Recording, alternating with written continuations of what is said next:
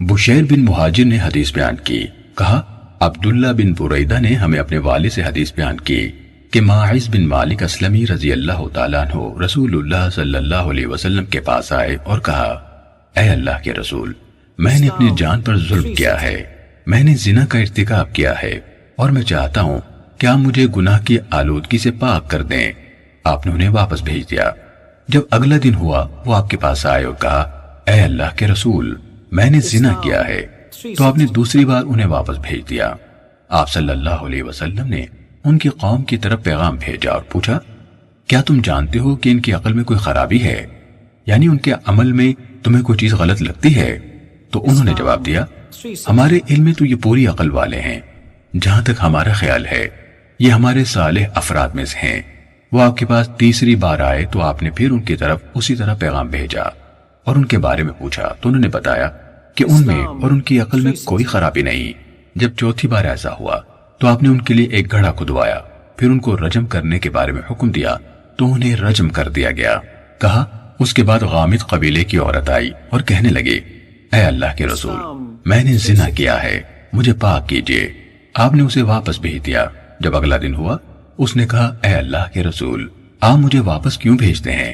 شاید آپ مجھے بھی اسی طرح واپس بھیجنا چاہتے ہیں جیسے ماعز رضی اللہ عنہ کو بھیجا تھا۔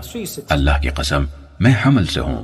آپ نے فرمایا، اگر نہیں مانتی ہو تو جاؤ حتیٰ کہ تم بچے کو جنم دو۔ کہا، جب اس نے اسے جنم دیا تو بچے کو ایک بوسیدہ کپڑے کے ٹکڑے میں لے کر آپ کی خدمت میں حاضر ہوئے اور کہا، یہ ہے، میں نے اس کو جنم دے دیا ہے۔ آپ نے فرمایا، جاؤ اسے دودھ پلاؤ حتیٰ کہ تم اس کا دودھ چھڑا دو۔ جب اس نے اس کا دودھ چھڑا دیا تو بچے کو لے کر آپ کے پاس حاضر ہوئی۔ اس کے ہاتھ میں روٹی کا ٹکڑا تھا۔ اس نے کہا، اے اللہ کے نبی، میں نے اس کا دودھ چھڑا دیا ہے اور اس نے کھانا بھی کھا لیا ہے، یعنی ابھی اس کی مدت رضاعت باقی تھی۔ ایک انصاری نے اس کی ذمہ داری اٹھا لی تو آپ نے بچہ مسلمانوں میں سے ایک آدمی یعنی اس انصاری کے حوالے کیا۔ پھر اس کے لیے گڑھا کھودنے کا حکم دیا تو سینے تک اس کے لیے گڑھا کھودا گیا اور آپ نے لوگوں کو حکم دیا تو انہوں نے اسے رجم کر دیا۔ حضرت خالد بن ولید رضی اللہ تعالیٰ عنہ ایک پتھر لے کر آگے بڑھے اور اس کے سر پر مارا۔ خون کا فوارہ پھوٹ کر حضرت خالد رضی اللہ عنہ کے چہرے پر پڑا تو انہوں نے اسے برا بھلا کہا۔ نبی صلی اللہ علیہ وسلم نے ان کے برا بھلا کہنے کو سن لیا تو آپ نے فرمایا، خالد ٹھہر جاؤ، اس ذات کی قسم جس کے ہاتھ میں میری جان ہے، اس عورت نے ایسی توبہ کی ہے کہ اگر ناجائز محصول لینے والا یعنی جو ظلمن لا تعداد انسانوں کا حق کھاتا ہے ایسی توبہ کرے تو اسے بھی معاف کر دیا جائے۔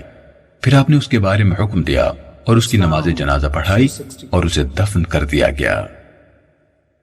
صحیح مسلم حدیث